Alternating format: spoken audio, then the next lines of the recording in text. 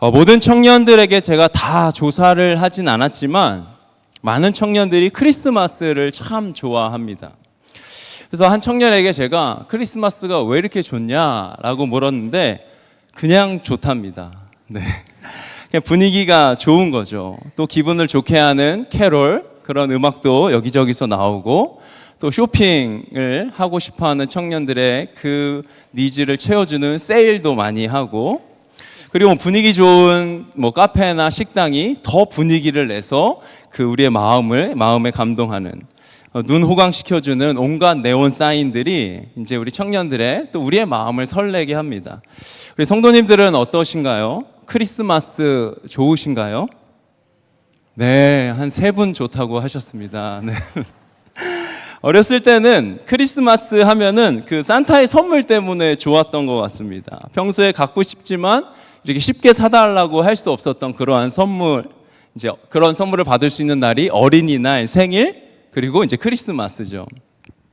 지난 주일 아침에 이제 일부 예배를 드리고 사무실에 있는데 아내가 집에서 영상을 하나 보내왔습니다. 그러니까 어두운 방에 침대에 누워서 이제 막 잠에서 깬 둘째 아들을 이렇게 찍은 영상이었습니다. 침대 밑에 앉아서 엄마를 보면서 어린이날이랑 생일이 빨리 왔으면 좋겠다, 이런 이야기를 합니다. 그래서 엄마가 왜 이렇게 묻자 이제 닌텐도 칩을 받고 싶다고 이제 이렇게 그 잠에서 깨자마자 제 생각에는 꿈속에서 닌텐도를 하다가 나오지 않았을까 싶은데 근데 아마 이제 곧 크리스마스 성탄절이 온다는 걸 깨달으면 이제 어린이날까지 갈 필요가 없죠. 예, 크리스마스에 선물 뭐 받고 싶어 하면은 이제 그 게임칩을 이제 말할 것 같습니다. 선물 받을 생각에 그리고 맛있는 거 먹고 또 트리를 꾸미고 또 친한 친구들과 식사할 생각에 기분이 좋아지는 크리스마스 시즌입니다. 이러한 크리스마스 시즌을 세상도 우리에게 알려주는데요. 바로 불빛들을 통해서 알려줍니다. 네, 이러한 불빛들을 통해서 온 세상이 성탄이 왔음을, 크리스마스가 왔음을 알리고 있습니다. 우리 교회도 지난 수요일에 성탄 점등식을 해서 이제 교회 외벽에 밝은 빛들이 그리고 교회 안에도 이렇게 트리들이 설치되었습니다. 성도님들 그 외벽에 설치된 그 빛은 어두울 때 봐야 아주 아름답게 멋지게 비춰집니다. 그래서 낮에만 혹시 교회에 오시는 분들 계신다면 저희가 수요 저녁 예배도 있고 금요 기도회도 있잖아요. 그래서 그 밤에 더 밝게 아름답게 비춰지는 그 빛들을 보시면 좋겠습니다. 우리는 대림절이라는 절기에 맞춰서 빛을 밝혔는데 도심은, 온 세상은, 거리는 벌써 일찍이 빛을 밝혔습니다. 거리마다 꼬마 정구로 옷을 갈아입었습니다. 그리고 크리스마스 그리고 새해가 될 때 서울 도심에 아주 새해 명소가 된 곳이 있는데 바로 이곳이죠. 보니까 11월 1일부터 저 불이 밝혀졌다라고 하더라고요. 온 세상이 무수히 수많은 많은 그런 별들 속에 쌓여 있는 것 같습니다. 그래서 이런 질문을 해봅니다. 왜 크리스마스에는 이렇게 불빛을 켜기 시작했을까요? 지금 보셨죠? 불이 꺼졌다가 딱 펴지는. 이게 우리 온방팀의 센스입니다. 와, 이 정도까지 제가 요구하지 않았는데, 왜 크리스마스에는 이렇게 불빛이 켜지기 시작했을까요? 대부분의 사람들은 아마 예뻐서 켜고 있을 것입니다. 연말 분위기에 맞춰서 매출을 올려야 하는 황금 시즌이기에 사람들을 거리로 이제 불러내고 지갑을 열어서 돈을 쓰게 해야 하기 때문에 평소보다 화려한 그러한 매장, 그러한 백화점, 쇼핑몰, 다양한 거리를 꾸밉니다. 그런데 이렇게 밝기 빛나는 그런 빛들을 보면서 성도인 우리도 동일하게 좋다, 이쁘다, 돈 쓰러 가자, 외식하자, 쇼핑하자 라고만 하면 큰일입니다. 크리스마스에 왜 빛을 밝힐까? 여러분 생각해 보셨나요?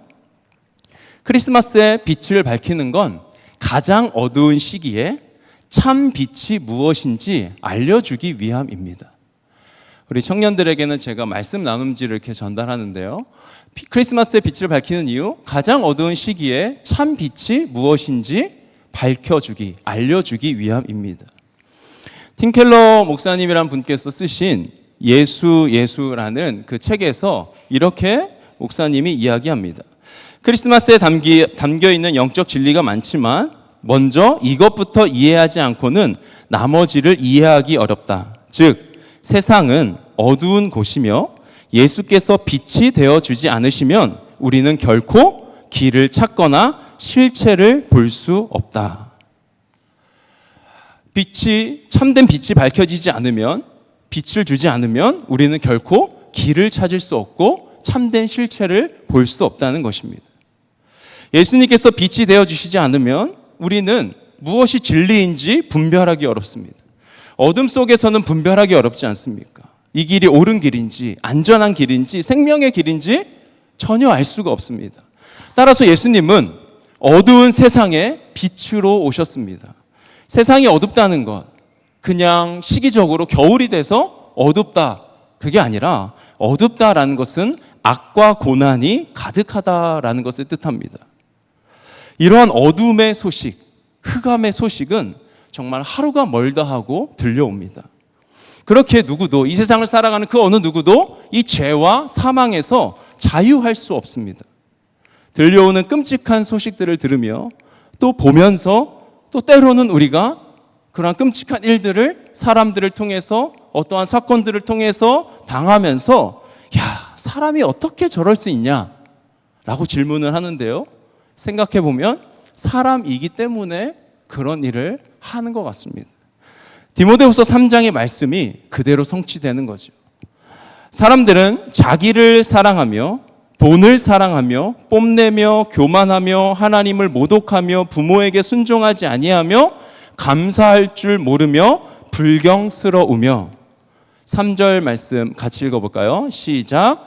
무정하며 원한을 풀지 아니하며 비방하며 절제가 없으며 난폭하며 선을 좋아하지 아니하며 배신하여 무모하며 자만하며 하나님보다 쾌락을 더 사랑하며. 아멘. 디모데후서의 말씀이 오늘을 살아가는 이 시대에 그대로 성취되는 것입니다. 자기를 사랑함, 자기 중심적인 사고방식, 하나님은 없는 거죠. 하나님 없이, 이웃 없이 오로지 자기 자신에게 집중하여 자신을 사랑하는 충만한 자기애, 나를 사랑함에 빠져서 쾌락을 더 사랑하는 그러한 시대, 그러한 수많은 사람들의 모습을 우리가 만납니다. 갈라디아서 5장에 이렇게 하나님께서 말씀하십니다. 육체의 욕망은 성령을 거스르고 성령이 바라시는 것은 육체를 거스릅니다. 이 둘이 서로 적대 관계에 있으므로 여러분은 자기가 원하는 일을 할 수 없게 됩니다. 아멘. 성령을 거스르는 삶, 성령님께서 바라시고 원하시는 것이 아니라 육체의 정욕에 목적을 두고 살아가는 거죠. 세상의 모든 것이 육신의 정욕과 안목의 정욕과 이생의 자랑에 속한다고 주님 말씀하십니다. 세상으로부터 온 것들에 취해서 거기에 정신이 온전히 팔려서 하나님을 바라볼 수 없게 만듭니다. 어둠 속에서 어둠의 일만 찾아서 행하며 무엇이 소망인지 선인지 의인지 생명인지 알지 못한 채 계속해서 어둠의 열매를 맺어갑니다.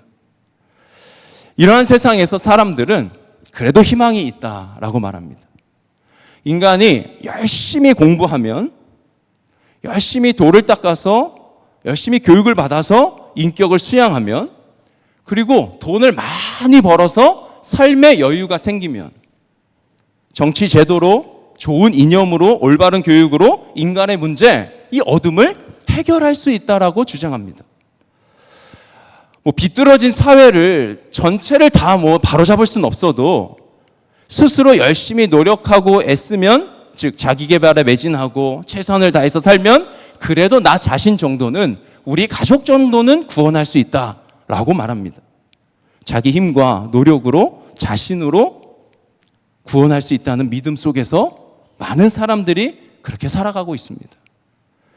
우리가 힘을 내면, 그래서 다 함께 연합해서 힘을 모으면, 그럼 세상을 더 나은 세상으로, 더 좋은 곳으로 우리 만들 수 있는 건가요?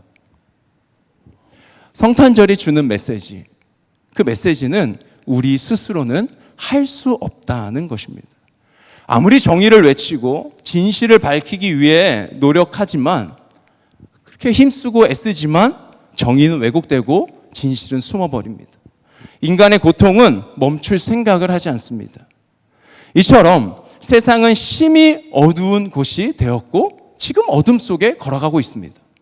그런데 이러한 어둠 속에 우리는 아무것도 할 수 없지만, 우리는 어둠을 밝힐 능력이 전혀 없지만, 그럼에도 불구하고 이 세상에 희망이 있다라고 말하는 것, 그것이 성탄절이 주는 또 다른 메시지입니다. 즉, 우리 스스로는 할 수 없지만 그래도 희망이 있다는 것입니다. 오늘 우리가 함께 본문으로 삼은 이사야 9장 2절 말씀, 어둠 속에서 헤매던 백성이 큰 빛을 보았고 죽음의 그림자가 드리운 땅에 사는 사람들에게 빛이 비쳤다. 아멘. 자, 이 2절의 말씀은 두 개의 문장으로 나눌 수 있습니다. 자, 첫 번째는 어둠 속에서 헤매던 백성이 큰 빛을 보았다라는 첫 번째 문장이고요. 그리고 두 번째는 죽음의 그림자가 드리운 땅에서 사는 사람들에게 빛이 비쳤다라는 문장입니다. 백성들이 지금 어떤 상황입니까? 어둠 속에서 헤매고 있습니다. 죽음의 그림자가 드리운 땅에서 살아가고 있다라고 이사야 말씀을 통해서 우리에게 알려주십니다. 자, 이는 문자적으로 보면, 이 어둠을 문자적으로 보면은 정말로 빛이 전혀 없는 칠흑 같은 그런 어두움을 뜻합니다. 그래서 창세기 1장에 2절, 4절에 나오는 창조 때에 사용된 그러한 어둠과 같은 단어입니다. 본문에서는 이 이사야 전후 맥락을 보면 이 본문에서는 절망, 슬픔, 고통, 환난 이러한 등등을 나타내는, 비유하는 그러한 의미로 이 단어가 사용되었습니다. 즉, 세상에 빛이 전혀 없는 상태, 미래에 대한 소망이 완전히 아예 끊어진 그런 상태를 의미합니다.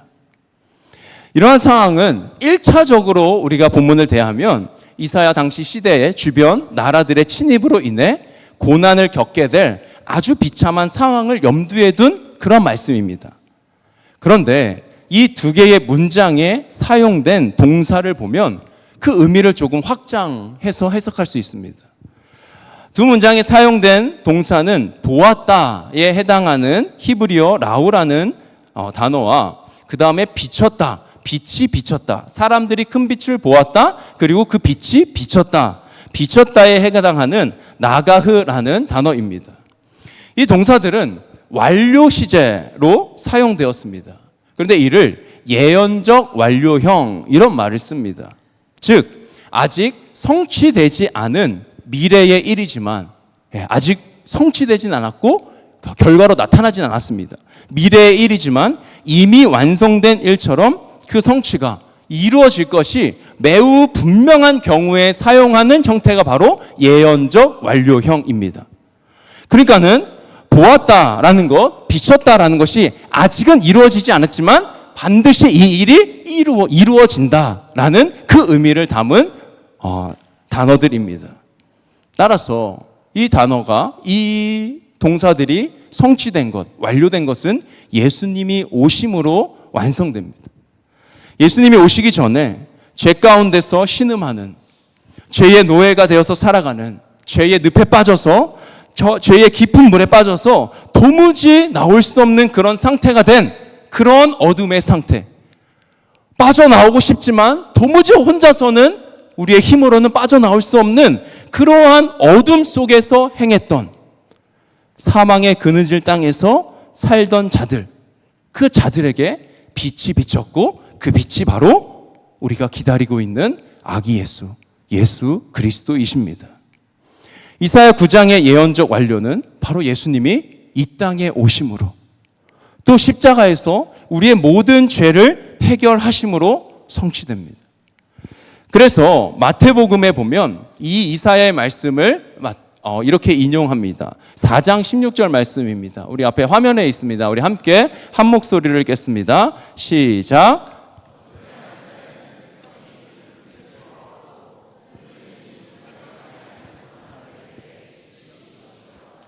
아멘. 어둠 속에서 헤매던 이 세상의 백성이 큰 빛을 보았습니다. 죽음의 그림자가 드리운 땅에 사는 사람들에게 빛이 비쳤습니다. 즉 세상에서 빛을 만들어낸 게 아니라 사람들이 애쓰고 노력해서 이 어둠에서 이 사망의 그림자가 드리운 이 땅에서 헤어나올 수 있는 자신들의 방법을 찾은 것이 아니라 어떻게 되었습니까? 큰 빛을 본 것이고 그리고 그 빛이 비친 것입니다. 세상에서 땅에서 사람에게서 나온 것이 아니라 빛을 만들어낸 것이 아니라 빛이 밖으로부터 왔습니다. 요한복음 8장 예수님께서 이렇게 말씀하십니다. 예수께서 다시 그들에게 말씀하셨다. 나는 세상의 빛이다. 나를 따르는 사람은 어둠 속에 다니지 아니하고 생명의 빛을 얻을 것이다. 아멘. 예수님 자신을 밝히시면서 내가 빛이다 라고 말씀하십니다. 우리를 구원하신 자, 우리를 구원하시고자 빛을 가지고 이 땅에 오신 빛, 그분이 바로 예수님이십니다. 새 생명을 가져와 우리의 죽음, 그 영적인 죽음을 주님께서 몰아내셨습니다. 우리의 눈먼 영혼을 주님이 치유하십니다. 돈과 권력과 성과 외모에 중독되어서 살아가는 우리를 건져내신 아름다움 그 자체, 예수님의 그 아름다움으로 인해서 더 이상 돈과 권력과 성과 외모에 우리의 정신이 팔릴 수 없는 주님의 아름다우심 때문에 그분만 주목할 수밖에 없는 그러한 빛으로 예수님이 이 땅에 오셨고 우리의 삶 가운데 오셨습니다. 세상의 모든 불빛이, 소망이, 희망이 다 꺼진다 해도 절대로 꺼질 수 없는 참 빛이신 예수님, 그분이 이 땅에 오셨습니다. 그래서 요한복음 1장 9절에 참 빛이 있었다. 그 빛이 세상에 와서 모든 사람을 비추고 있다. 아멘. 따라서 우리는 더 이상 어둠과 죽음이 아니라 생명임을 우리가 잊지 말아야겠습니다. 세상의 모든 사람을 비추는 빛으로 예수님이 이 땅에 오셨습니다. 이제는 소망이 어디인지 예수님이 비춰주시는 그 빛으로 인해 우리는 깨달을 수 있습니다.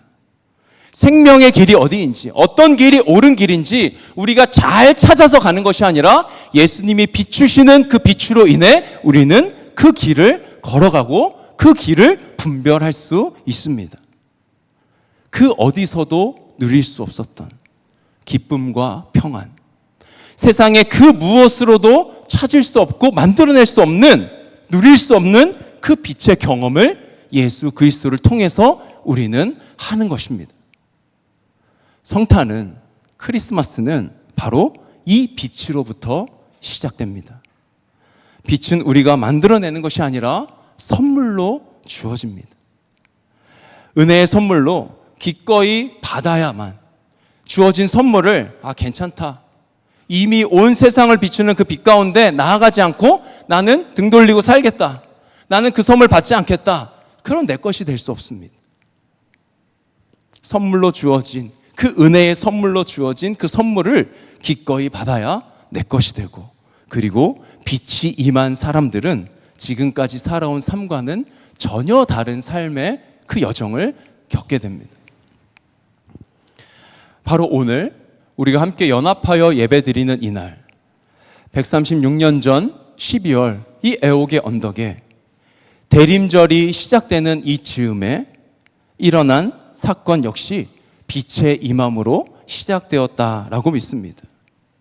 당시 개신교 선교사들의 눈에 비친 1880년대 조선은 아비규환의 생지옥이었다라고 합니다. 이거는 무당들이 굿하는 모습이고요. 예, 사진이 하나 더 사라졌습니다. 그럴 수 있습니다. 아비규환의 생지옥, 왜 그런가? 그들의 눈에 비친 그 조선은 단순히 경제, 정치적인 문제뿐만 아니라 일상생활의 모든 면에서 낙후되고 열악한 상태, 붕괴된 사회, 가난과 전염병, 게으름과 무기력, 이것이 사회 전반 대부분의 백성들에게 가득했고, 그리고 열병과 피부병 같은 그런 만성적인 병들이 그 시대에 퍼져 있었던 그런 시대입니다. 이런 사회 속에 가장 처참한 곳 중에 그 한 곳이 바로 이 사대문 밖이었다고 합니다. 그래서 성도님들 잘 아시죠? 성도님들 정말 많이 들으셨을 겁니다. 근데 우리 청년들은 자주 듣지 못한 그 이야기를 조금 더 하려고 합니다. 가장 비참한 그 서대문 밖 애옥에 천민들이 살아가는 곳이었고, 그래서 그 천민들은 버려진 자들입니다. 사람들의 관심, 당시의 정부의 관심에서 소외된, 버려진, 관심 없던 그러한 사람들. 그리고 이 지역은, 우리 교회가 세워진 이 지역은 아기들의 무덤이었고, 전염병에 걸린 사람들이 성 안에서 사람들과 같이 살 수 없으니까는 성 밖으로 나가서 버려졌던, 그래서 전염병이 치유되면 다시 삶의 자리로 돌아오지만 죽으면 그냥 그 자리에서 죽음을 맞이하는 그곳이 바로 이곳 애옥회입니다. 소망의 소자로 찾을 수 없었던, 모두가 좌절 속에서 죽음만 기다리고 있었던, 그래서 야 진짜 짠하다 이 정도가 아니라 분노할 만큼 아픈 곳이 바로 이 애옥회였습니다. 당시 조선에 선교사로 와서 제중원이라는 그곳에서 진료하던 우리 스크랜턴 선교사님, 자신의 집에서 가난한 사람들을 무료로 이제 진료하고 치료하기 시작합니다. 그 사실을 안 당시 고종 황제가 시병원이라는 그 병원을 하사했고 현판을, 그래서 정동에 설립된 조선 최초의 민간 현대 의료기관, 그것이 바로 이 시병원이었고 스크랜턴 선교사님이 사역했던, 일했던 곳입니다. 하지만 그 정동에 있었던, 사대문 안에 있었던 시병원은 사람들이 찾아오기에, 가난한 사람들이 찾아오기에 어려움이 있었고, 결국 함께 사역했던 아펜젤로 선교사님이 그렇게 만류함에도 불구하고 스크랜턴 선교사님이 정동을 떠나서 서대문 밖으로 나오는 것입니다. 사대문 밖에는 아무것도 없어요. 의사도 병원도 약도 없어서 사람들이 죽어가고 있어요. 나는 가난하고 병든 사람들이 사는 저 사대문 밖으로 나가야겠습니다. 그렇게 스크랜턴 선교사님은 자신의 안전과 편의를 내려놓고 애옥회로 옵니다. 1888년 12월 사람들을 진료하는, 돌보는 그 일을 시작으로 오늘날 약국과 같은 시약소가 시작되었고, 그곳에서 예배하며 그 가난한 사람들을 진료하고 치료하기 시작합니다.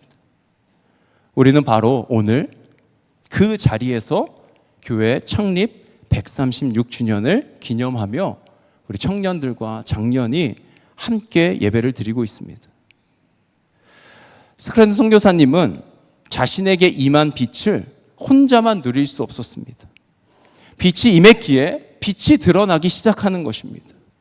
그 빛이 자격도 조건도 안 되는 사람들에게 비칩니다.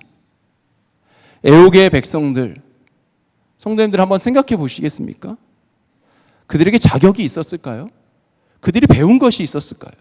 사회에서 완전히 무시당하고 버려집니다. 조건을 따지면 빛이 임할 수 없는 땅이고 빛을 받을 수 없는 백성들이 바로 그들이었습니다. 하지만 하나님은 자격과 조건을 따져서 빛을 주시는 분이 아닙니다. 우리가 세상에서는 자꾸 자격과 조건을 따집니다. 당신은 자격이 안 되고 당신은 조건이 안 돼서 이 자리에 함께 할 수 없고 사회에서 뒤처진다라고 말합니다. 그런데 주님은 자격과 조건을 따지지 않고 우리에게 빛을 선물로 주시는 분이십니다. 선물로, 은혜로 주셨기에 바로 이곳에, 우리가 함께 예배하는 이 언덕에 그 빛이 임할 수 있었습니다. 오늘을 살아가는 우리도 동일합니다. 자신의 도덕적인 노력에 의지해서 내가 의롭게 되고 구원받는 것이 아니라 그리스도께서 이루어 주신 그 일을 신뢰할 때 우리는 그 빛의 자녀로 살아갈 수 있습니다. 우리의 자존심을 버리고 내가 죄인임을 인정하는 것입니다. 1888년 12월 이 애옥의 백성들에게 희망이 없었던 것처럼 오늘을 살아가는 우리에게도 참된 희망이 없음을 우리는 고백하며 하나님께로 나아가는 것입니다. 우리가 인정하고 예수님께서 이루실 일을 신뢰하고 믿을 때 빛은 선물로 우리에게 임할 것입니다. 아니, 이미 그렇게 우리에게 임했음을 믿습니다. 지난 월요일입니다. 월요일 저녁에 퍼스펙티브스 선교 훈련이라는 그 수료식에 제가 다녀왔습니다. 퍼스펙티브스는 미션 파트너스라는 그러한 선교 단체에서 진행하는 이게 한 15주, 13주 뭐 그쯤 되는 그러한 선교 훈련입니다. 제가 20살 때 다녔던 교회에서 이제 단기 선교를 준비하는데 단기 선교를 준비할 때에 함께했던 사역자분께서 단기 선교를 제대로 준비해서 가야 된다. 그러면서 저에게 그리고 그때 함께했던 그 교회 청년 선배들에게 퍼스펙티브스라는 이 훈련을 받으라고 했습니다. 그래서 그 20살 때 가서 진짜 이렇게 두꺼운 책이거든요. 그래서 던져서 맞으면 사망할 수 있는 그런 책이라고 하는데 이렇게 두꺼운 책을 읽어가면서 매주 월요일 저녁이었던 것 같습니다. 그때도 월요일인가 목요일 저녁에서 가서 강의 듣고 조별 나눔하고 또 숙제하고 이러한 선교 훈련을 받고 이제 단기 선교를 다녀왔습니다. 그때 받았던 기억은 거의 나지 않는데 내용은 퍼스펙티브스라는 그 훈련이 있다는 것만 제 머릿속에 있었습니다. 그러다가 최근에 젊은이 교회 안에 청년들 중에 이 선교에 관심이 있는 청년들이 있어서 제가 말을 한 것 같긴 한데 저는 진짜 지나가는 말로 했던 것 같습니다. 누구야, 퍼스펙티브스라는 선교 훈련이 있다. 그거 받으면은 좋을 것 같다라는 이야기를 했습니다. 했더니 그 청년이 그거를 흘려듣지 않고 바로 받아서 찾아보고 그리고 신청해서 한 청년이 지난 학기에 그 훈련을 받았고 그걸 받고 나서 좋으니까는 교회 청년들 안에 또 2명의 청년들에게 권면을 해서 그 선교 훈련을 받았습니다. 그래서 지난 그 수료식 때 갔다 온 사진입니다. 다 받은 건 아니고요. 제가 말씀드렸듯이 저 중에 3명만 수료를 했고요. 뭐 한 번 갔으니까는 그 다음에 훈련을 받지 않을까 싶기도 한데요. 이 훈련 받고 나면은 우리 교회에서 저희가 선교사 파송하듯이 바로 선교사 파송하고 그런 훈련은 아닙니다. 물론 그 안에서 계속 훈련 받고 또 교회에서 이제 후원 받고 또 신학 공부도 하고 이러면 연결돼서 장단기 선교사로 이제 가는 경우도 파송되는 경우도 있습니다. 하지만 여기서 이야기하는 것은 삶의 자리에서 선교사로 살아가자라는 것을 도전합니다. 그러니까 우리가 얼마나 큰 복을 받았냐 이겁니다. 빛을 전혀 모르고 살아가는 사람들, 그 세상 속에서 우리는 참 빛을 경험한 자들 아니냐. 그 복을 받았는데, 그 구원을 받았는데, 그 사랑을 받았는데 나만 받고 나만 복을 받고 나만 사랑받고 내가 받은 사랑에만 집중하는 것이 아니라 복을 흘려보내는 것, 복의 근원 대신 그 예수 그리스도의 사랑을 나누어주고 보여주기 위한 삶의 목적이 선교에 있는 삶, 그러한 삶으로 관점을 바꿔주는 겁니다. 성경을 보더라도 나에게 주시는 말씀이다, 내가 이렇게 복 받았구나, 여기에 멈추는 것이 아니라 나만 받고 끝나는 것이 아니라 이 복이 흘러가야 되는구나. 하나님은 하나님은 온 민족이 구원받는 것에 관심이 있으시구나 라는 그러한 관점으로 우리의 시야를 바꿔주는, 즉 하나님의 선교에 동참하는 교회로 살자는 도전입니다. 제가 젊은이 교회에 온 지 올해 3년의 시간이 지나고 있습니다. 열심히 모였고 그리고 예배했고 또 기도하며 교제했습니다. 그리고 정말 하나님께서 은혜를 주셨고 또 교회에 많은 성도님들이 교회에 전폭적인 지원을 해주셨고 또 청년들이 즐겁게 자원함으로 함께 모여서 사역하며 예배하고 있습니다. 올해를 돌아보는 영상을 아까 보셨는데요. 2024년도에도 이렇게 모이기를 힘쓰면서 청년들과 함께 했습니다. 그렇게 지나면서 지난 여름쯤으로 기억됩니다. 그쯤 되었을 때 주님께서 저에게 주셨던 마음이 있습니다. 그건 우리 청년들을 모두 선교사로 파송하라는 그런 마음이었습니다. 정말 무서운 마음입니다. 하지만 선포했습니다. 예배 시간에. 우리는 다 선교사다. 즉 우리끼리 모이면 좋습니다. 즐겁고 재밌게 놀고 맛있는 것도 먹고 좋은 곳도 다니고 선교 훈련도 받고 예배하고 살아가는 것 정말 중요합니다. 지난 다니엘 세일에 특별 새벽 기도회 때 제가 권면하지 않았는데 청년들이 나오기 시작합니다. 그리고 나오고 난 다음에 끝나서 모여서 밥 먹으러 나가더라고요. 그래서 뭐 분식집에서 먹고 뭐 해장국 먹고 커피숍 갔다가 그렇게 이제 출근하고 학교 가고, 그래서 그 청년들이 너무나도 고맙고 이뻐서 조식 뷔페를 차려줬습니다, 교회에. 그래서 사무실에 오시면 계란도 있고 라면도 있고 한 게 그 청년들 아침 먹고 가라고 이제 빵도 놓고 그렇게 했었는데요. 그렇게 모이는 것이 좋고 새벽에 와서 기도도 했지만 아침 먹으려고 온 것 같기도 하고, 아무튼 그런데요.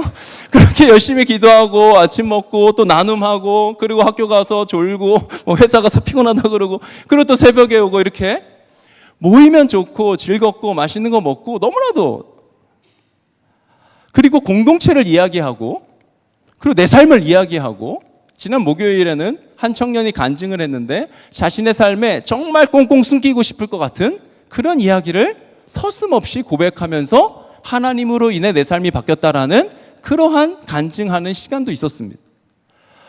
공동체를 이야기하고 이런 신앙의 나눔하는 것 자체가 특히 청년의 때에 기적인 것처럼 보이는 그러한 시대입니다. 그래서 이 정도만 해도 뭐 문제 없고, 이 정도 그냥 우리 같이 예배드리고 또 예배 환경도 좋아졌으니 그냥 우리끼리만 있어도 문제될 거 없어 보입니다. 그런데 제 마음에 계속해서 도전하고 우리 청년들과 함께 이렇게 가기를 소망하고 있습니다. 저희가 다 이렇게 됐다는 건 아니고 소망하고 있습니다. 우리 모두가 하나님의 선교에 동참하는 교회로 살아가자라는 기도입니다. 우리가 받은 빛은, 우리에게 비춰진 그 빛은 꽁꽁 가두고 숨겨두고 아주 뭐 암흑 처리를 할 수 없는 그런 빛입니다. 스크랜턴 선교사님이 그 빛의 빚진 자로 이 땅에 왔듯, 이곳에 교회가 세워졌듯 우리도 빛의 빚진 자로 살아가야겠습니다. 화려한 거리에 빛 가운데 살아가지만 여전히 어둠과 죽음의 그림자 아래에서 고통하는 이 시대 가운데 예수님을 무시하고 자신을 믿고 어둠 속에서 방황하는 그러한 자들에게 참된 빛의 통로 되기를 간절히 소망합니다. 우리 함께 예배하시는 모든 성도님들, 특별히 우리 청년들, 우리가 그러한 빛의 자녀임을, 빛의 통로임을 잊지 말고 살아가기를 간절히 소망하며 우리 시간 같이 기도하겠습니다.